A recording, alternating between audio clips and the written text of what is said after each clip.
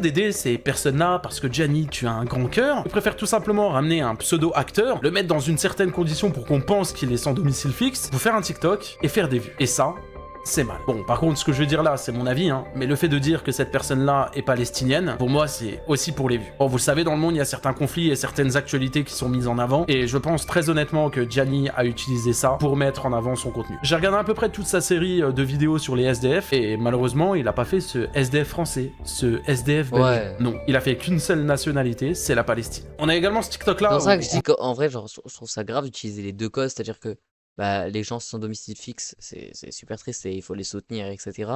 Et en même temps, d'utiliser la guerre qu'il y a au Moyen-Orient pour... genre, il a mélangé ces deux trucs-là pour faire des vidéos fake. Je trouve ça super malsain, en fait. Encore une fois, hein, ça met en scène un handicapé. Alors, est-ce que cette personne est réellement handicapée ou non? C'est pas le problème, on s'en fout.